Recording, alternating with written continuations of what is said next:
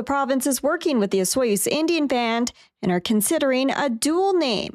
Fiji! Welcome back to Moose on Loose. My name's David. Today we are talking about Mark Carney's government set up a new high commission in Fiji to open up trade. And as I show you the numbers, it makes absolutely no sense. After that, we've got story after story of corruption, wasteful spending, project after project in Canada. Let's jump into this. Coming from Blacklock's reporter, we've got quite the story. Says spend $774,000 on Fiji office. Cabinet spent more than $700,000 opening Canada's first embassy in Fiji, despite a pledge to cut waste, records disclosed yesterday. The mission was officially launched on January 16th by the visiting Liberal MP Randeep Sari, this guy here from Surrey Centre, BC, Secretary of State for International Development. Now, what exactly is going on here? This is actually two stories that are working in parallel. A question was submitted to Parliament. You can see right on the official website. Conservative Kelly McCauley submitted this question saying with regards to $759,000 in costs attributed to the honorary consult in Suva, Fiji by Global Affairs Canada in the period of April 1st, 2022 to March 31st, 2025. And it asks what's the address of the property? Who's the beneficiary? What are the reasons for the payments? Breakdown of the costs. Just basically asking, why do we have a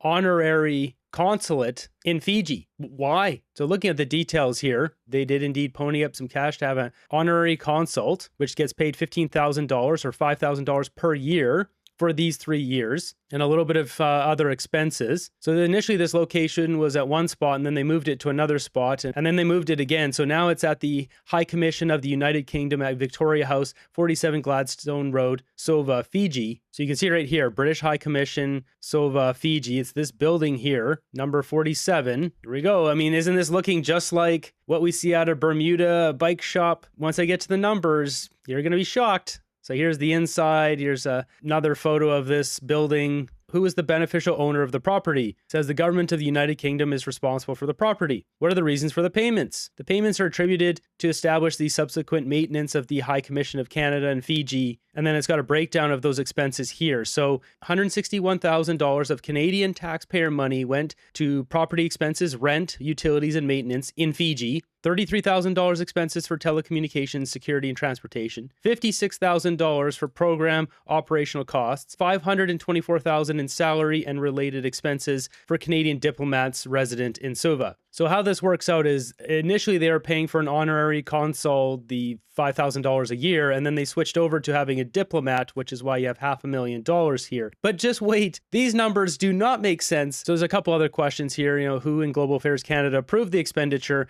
That's a good one. It says it's different based on which section, because some of the things can be approved by lower level people and some of them have to be approved by higher level. But basically, some of these things like the building itself falls on the assistant deputy minister. And then some of the other stuff, it's other people that can approve this stuff. But if we look exactly what this is, Canada established its High Commission in Fiji. So we initially just had a representative there, which was essentially just a lawyer. That was the $5,000 a year. Now they have this High Commission in Fiji. They've got a diplomat there. We're spending all this money. So this is from this year. Mark Carney, as Prime Minister, is doing this. January 16th, this happened. The official opening of Canada's High Commission in Fiji represents a milestone achievement in strengthening the bilateral relations and diplomatic engagements between two nations and the Pacific family. That's all a bunch of flowery words. We're going to look at the dollars and cents here in a second, but it says here the initiative will strengthen diplomatic ties and create new opportunities for cooperation in trade, climate action, education, development, and people-to-people links. I think this is really the one that sticks out for me when I read this, stating that these areas matter greatly to Fiji and the Pacific family as a whole. That's right, we're part of the Pacific family now that we have money that we can give to Fiji. So it just goes on to talk about tourism to Fiji. I mean, you got to be pretty wealthy to go to Fiji. I have a friend that went there and it was for a honeymoon and it was really expensive. So here we've got that Liberal flew over there for this opening of this High Commission. It's Randeep, more shots of Randeep, more shots of Randeep. Now, when we look deeper at the numbers, this doesn't add up. I mean, you guys already know this. You know where this is going.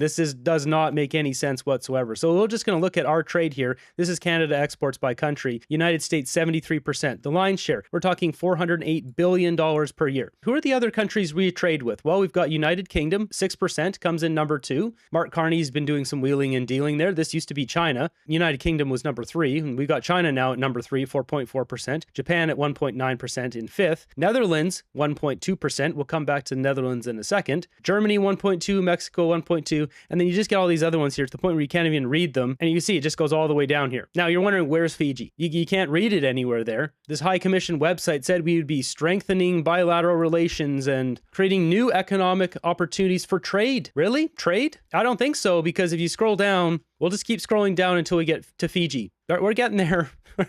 Right there, right there. So there's Fiji, $6.8 million. Not billion, million dollars. We do almost zero trade with Fiji. To put this into comparison, if we scroll back up all the way up here, remember I mentioned the Netherlands? Netherlands not one of our biggest trading partners, but it is barely listed here, 1.2% of our trade. The reason I bring them up, $6.8 billion.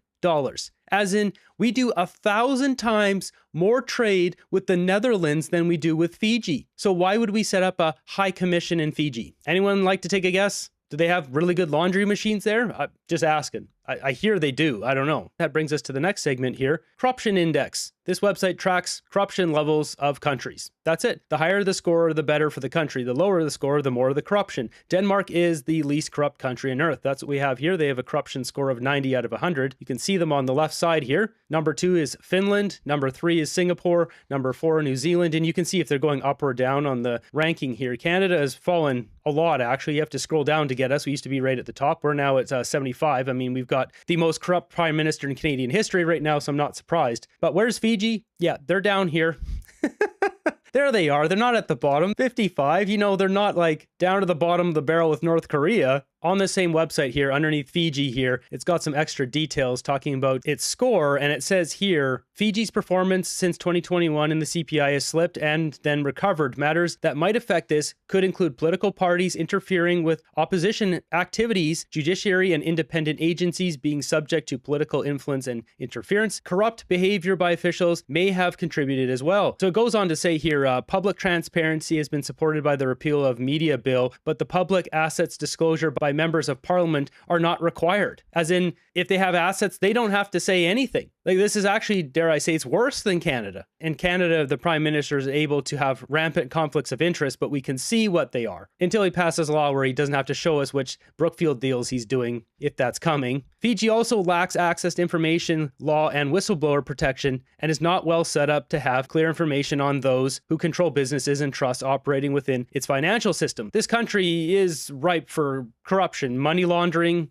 It's not speculation. There's an entire document here of Fiji and money laundering. Money laundering in Fiji. As it is commonly known, Fiji is the hub of the South Pacific where thousands of financial transactions are conducted daily through Fiji's financial system and across its borders. A number of money laundering cases have been successfully prosecuted in Fiji. In 2012, 5 individuals were convicted for money laundering in separate cases and were given imprisonment terms from 16 months to 7 years by the High Court of Fiji. As the corruption score shows, not the squeakiest clean country, is it? Now, do I know if there's money laundering in Fiji? No. I don't know, but I do know that it's very weird to have Canada establishing a high commission in Fiji, Randeep with all his photo ops here, when we only do $6.8 million of trade with this country. We have businesses, small businesses in Canada that do more trade with America, with other countries, than our entire country does with Fiji. As I pointed out, we have 1,000 times more trade with the Netherlands than with Fiji. And when we see grants like this, inclusive housing in the Pacific, $174,000,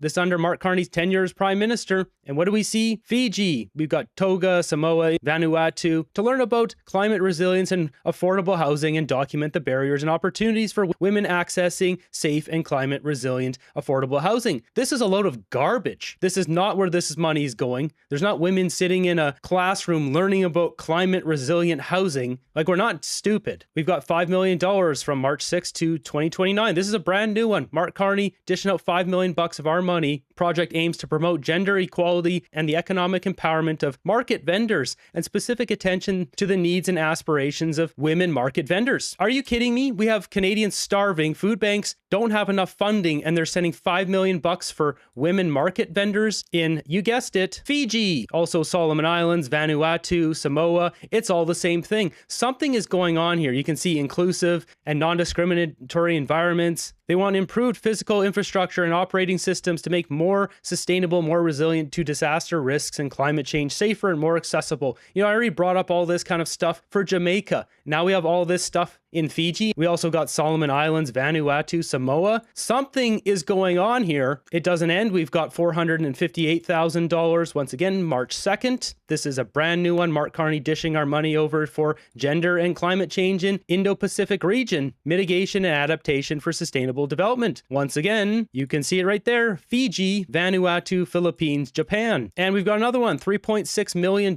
for strengthening small-scale fisheries in the Pacific Islands. They all have the same theme here. Once again, you can see Fiji, Samoa Islands, Vanuatu. Gender equality is a central focus with dedicated efforts to enhance women's leadership, expand access to services, markets, and social protection, and support more diversified and resilient livelihoods for coastal communities facing growing climate and economic pressures. We know this money is not going. That's a load of crap. Show me the proof. Shall we start calling every single one of these organizations and asking them for video proof of any of this stuff? I've already tried to call a couple of them. They don't give you anything. They never reply. Something stinks about this story when you got $774,000 being shipped over to Fiji, not to mention all these other millions, 174,000, 5 million, $500,000, 3.6 million. You got one of Carney's liberals here, the Jolly Giant in Fiji. When we only do $6.8 million of trade per year, I think somebody needs to bring this up in the House of Commons. It's one thing after another. Here we've got McGuinty being questioned on the $200 million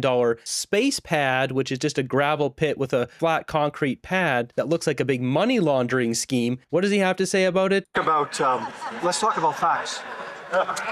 Mr. Speaker, Mr. Speaker. He's getting laughed out of the room before he can even start with this space pad. Hey.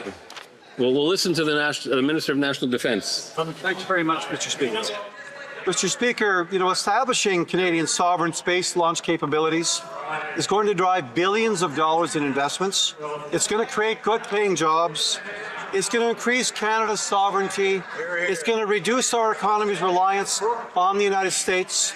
It's going to support a commercial space launch and re-entry industry that could be worth up to $40 billion.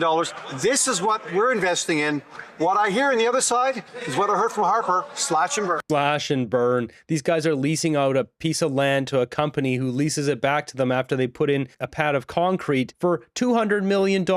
Canadian taxpayers are getting ripped off here. Here's another bizarre story of Canada. As you see, this is an ongoing theme. Competition Bureau challenging Keyura deal with Plains All-American Pipeline. So what exactly is this? This is an American company selling their Canadian assets to a Canadian company, and the government is challenging this. Competition Bureau is challenging Keyura Corporation's proposed deal to buy the Canadian natural gas liquids business of Plains All-American Pipeline, a move the Calgary-based energy infrastructure company opposes. The regulator said Tuesday the proposed transaction would reduce competition at Canada's most important natural gas liquids hub at Fort Saskatchewan and is seeking an order from Competition Tribunal to preserve competition. This is the state of Canada. We got the Globe and Mail posting this. Nonprofit behind failed Prescribe IT program spent more than $400,000 on executive travel in 3 years. So Prescribe IT is the program that the Liberals shut down the committee. They removed the cameras once it was found out that $300 million of taxpayer money went to an app that was supposed to make it easier for doctors to prescribe medications to patients. But it turns out that the CEO seemed to just be getting a lot of money. The app completely failed and they shut it down. And now we have $400,000 on executive travel in 3 years. It says here more than $147,000 of that travel was taken by Michael Green, the former chief executive, who was dismissed last week and who Infoway disclosed was making nearly $900K a year. This is where Liberals are spending Canadian tax dollars. We got this one from the Globe and Mail. Ottawa to fast-track permanent residency for up to 33,000 temporary foreign workers. About 30,000 temporary foreign workers who live in small, remote, and rural communities will be eligible to join fast-track permanent residency under an initiative announced Monday by Carney's immigration minister. Among those eligible for fast-track are participants in provincial nominee programs, which allow provinces to select foreigners to settle, caregivers who applied for permanent residency through pilot program, skilled workers, and international graduates from Canadian college or university. It says also ineligible those who applied to remain in Canada through the IRCC Agri-Food Pilot Program. It comes down to it, If they're highly in-demand jobs that Canadians won't fill these roles, that's who this should be. Doctors, engineers, care workers. We'll have to see how this pans out. If it isn't Fiji or Prescribe IT or Space Pad, then it's UNDRIP and removing provincial park off of BC parks and renaming streets. Here they have adding a First Nation name to a town in British Columbia. So it's a dual name. We've got BC NDP's adoption of UNDRIP seems to have given First Nations the authority to name towns. Okanagan Falls voted to become a municipality, but the new town may be given a dual name that incorporates an Indigenous name. It's the kind of community where if you blink, you might miss the sole traffic light along the highway. Antique shops line the streets and the beach is just a short walk away. But big change is on the way for the community of around 2,300 people. Thursday evening, dozens turned out to the community's only elementary school for an open house put on by the province. I'm looking for some answers today, I guess, and ones that are fair and transparent. The community voted to incorporate in 2025. It was very close. A lot of people didn't want incorporation. There's positives and negatives to that. But the community went through it, and then all of a sudden everything's held up, right? It's been over a year, and we haven't really had any engagement or honest engagement with the province since till today. Matt Taylor is the area director for the regional district of the Okanagan-Similkameen.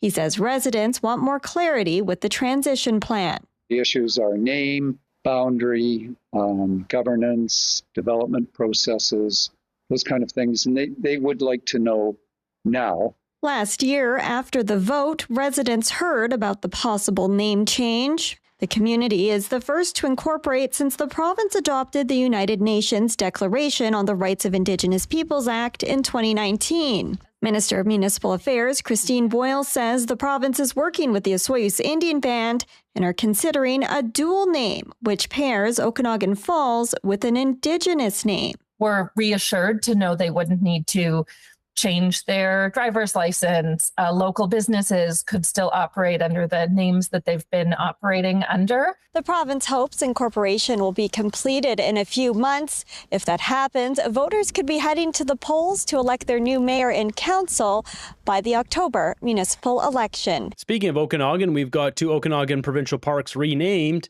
That's right. Haynes Point and Okanagan Falls Provincial Park have been renamed to Sewicklux Park and Siksaknik Park. What's next? To give over taxing rights and then they can just jack the rates on everyone? The dual name they would be adding is whatever. Obviously, this is going to be a nightmare for anyone who has to put this in. It says they can use dual name, but at what point do they get rid of Okanagan Falls? Who knows? Do they start naming some of the streets after this stuff? We saw that with Musqueam Street. People trying to put it into Amazon. It doesn't work. The deliveries don't work. People's businesses get messed up. This is just destroying our society, period. All this UNDRIP is causing irreparable damage across the entire province. For this episode's feel-good story, we've got a dog who ditches their vet appointment to go see her boyfriend at doggy daycare. This is a real story. So this doggy daycare called Spot's Place was called and said their dog wouldn't be coming in today because she had a vet appointment. And then lo and behold, she breaks out of her house and she runs to the doggy daycare and shows up, and they catch it on camera here. So we have to turn off that music, but the dog ran right to the front door. This is funny. Ran all the way from home. Apparently they live close to the doggy daycare, but still, I guess the dog knew the way. And then so, as it said from the beginning, her boyfriend, there's another dog here. This is a life of a dog. So eventually the owner was called and they came and picked her up. Another happy ending.